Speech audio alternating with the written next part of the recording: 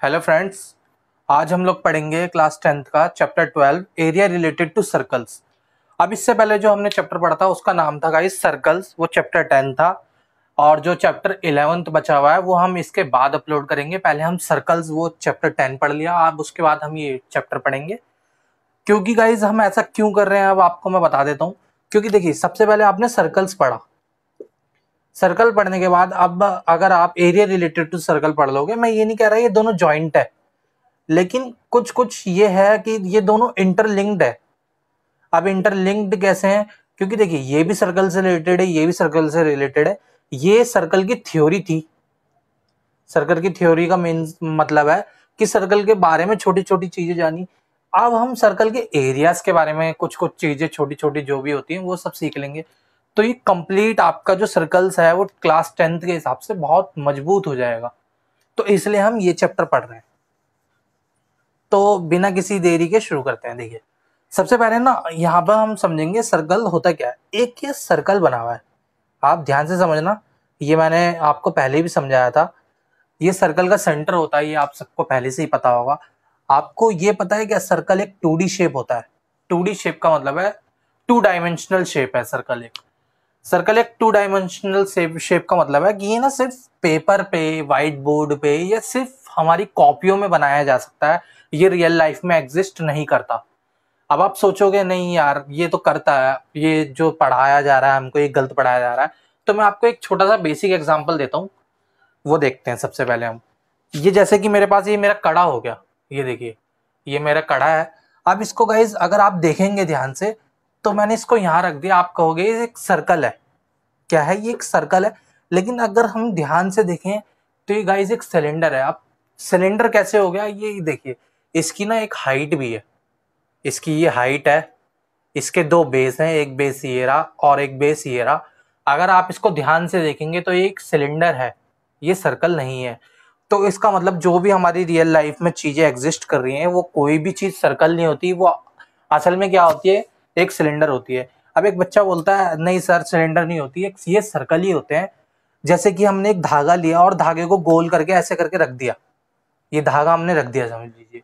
लेकिन गाइज आप ध्यान से देखेंगे, जब धागे को आप ऐसे पकड़ के देखेंगे ना, मैं आपको धागा दिखाता हूँ, 1 मिनट रुकिए। देखिए धागा तो नहीं मिला मुझे अभी, ये मिल गया है मुझे एक तार सा। ये देखिए ध्यान से, ये एक सर्कल मैंने बना दिया, ये एक सर्कल आपको दिख रहा होगा। लेकिन आपने कहा ये एक सर्कल है, हमने ध्यान से देखा इसको तो हमने ना ये देखा कि इसके अंदर ना, ये देखिए ये मोटाई दिख रही है ना आपको इसकी, इसके अंदर हाइट भी मौजूद है इसकी। इसके अंदर क्या है? इसके अंदर हाइट भी है, इसका मतलब ये भी एक सिलेंडर है। तो अब यहाँ पे हमको ये पता चल गया कि सर्कल हमारा कभी भी एग्जिस्ट नहीं करता हमारे एनवायरनमेंट में। तो इसके बाद अब और जो चीजें हैं वो पढ़नी शुरू करते हैं। ये आपको एक बेसिक सी चीज थी जो आपको पता होनी चाहिए थी। सर्कल के एरिया का फॉर्मूला आप जानते हैं, इसके एरिया का फॉर्मूला होता है pi r square, pi r square.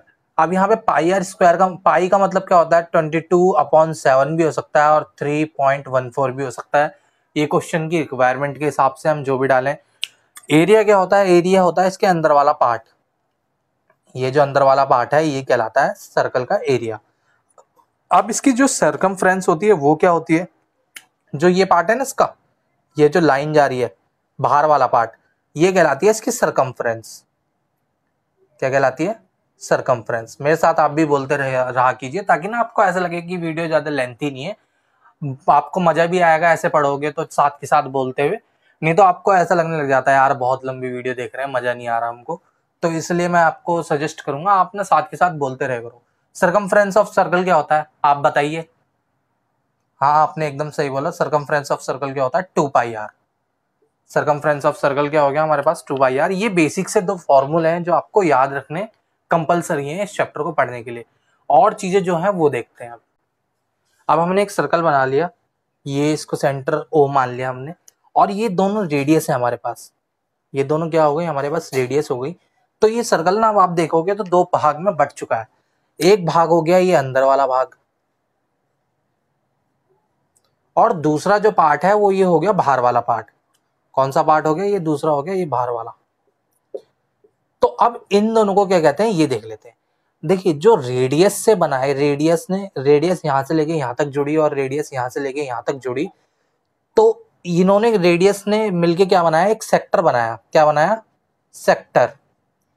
अब देखिए जो बाहर वाला पार्ट है वो बड़ा है, इसलिए उसको कहेंगे मेजर सेक्टर,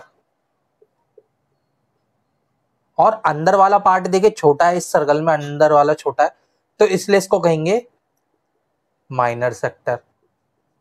ये बात आपको ध्यान रखनी है। अब इसी तरीके से और एक और चीज होती है, वो क्या होती है वो समझ लेते हैं।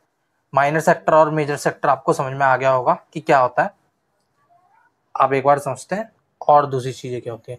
अब देखिए ये सर्कल है, सर्कल पे ना ऐसे लाइन जा रही है, ये लाइन है, इसको कहते हैं लाइन सेगमेंट। क्या होती है, एक लाइन को हम कहते हैं लाइन सेगमेंट, इसको हम नॉर्मली कह देंगे सेगमेंट। अब देखिए जो बाहर वाला पार्ट है इसमें भी दो चीजों में बट गया ये सर्कल, एक तो इस वाले में और एक इस वाले पार्ट में।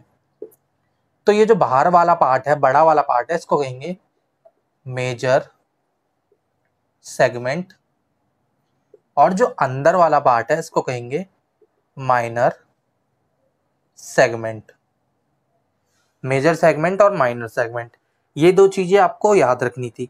अब इसके बाद जो थोड़ी बहुत और बेसिक चीजें हैं वो भी समझ लेते हैं, उसके बाद हम नेक्स्ट वीडियो जो आएगी ना, या इसी में इंक्लूड कर देंगे आगे जो एक्सरसाइज और आगे का है वो समझते हैं पहले। देखिए यहाँ पे ना हमने एक सर्कल बना लिया फिर से। अब इस सर्कल को ना हम सेक्टर कहते हैं, ये माइनर सेक्टर है हमारे पास और ये मेजर सेक्टर है, आपको पता है। तो इसका एरिया कैसे निकलता है, area of sector O A P B, O A P B, इसको हम ऐसे लिखते हैं, area of sector O A P B. आप ओ ए पी बी ना भी लिखो तो बस हमने इतना समझ लिया एरिया ऑफ सेक्टर कैसे निकलता है।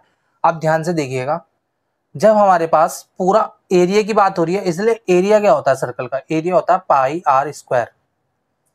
पाई आर स्क्वायर पे जो थीटा होता है हमारे पास, पूरा सेंटर का एंगल कितना होता है गाइस हमारे पास, सेंटर का एंगल होता है हमारे पास 360 डिग्री। सेंटर का एंगल कितना होता है हमारे पास, 360 डिग्री होता है। अब उसके बाद हमको बोला गया है कि इतने का ना ये थीटा एंगल कुछ भी दे देगा, कुछ भी का मतलब है यहाँ पे 60 दे देगा, 30 दे देगा, 15 दे देगा, 22 दे देगा, कुछ भी दे देगा यहाँ पे एंगल। तो वो कैसे निकलेगा, उतने ही चीज का एरिया निकालना है, तो जितनी हमको यहाँ थीटा दे रखा होगा ना उतना हम रख देंगे।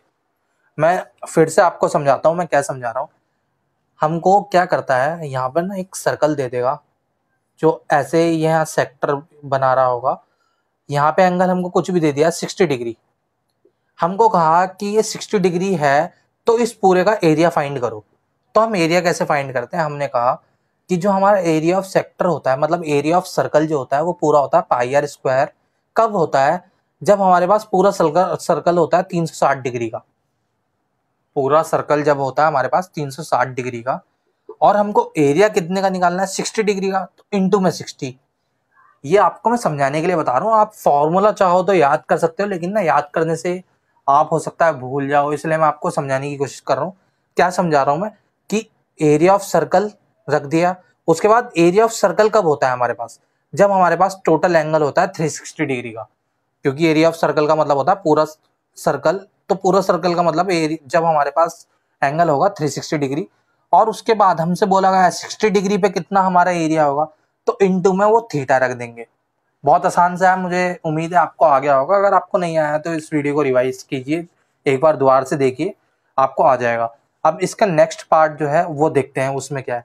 यहाँ पे हमने सीख लिया एरिया ऑफ सेक्टर, चाहे सेक्टर यहाँ पे बन जाए चाहे सेक्टर बाहर बन जाए, वो सब हम एक्सरसाइज में सीख लेंगे।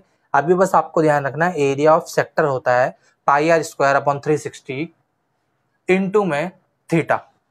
इतना आपको याद रखने के बाद और क्या करना है वो देखते हैं। अब देखिए, अब यहाँ पे हमसे पूछेगा लेंथ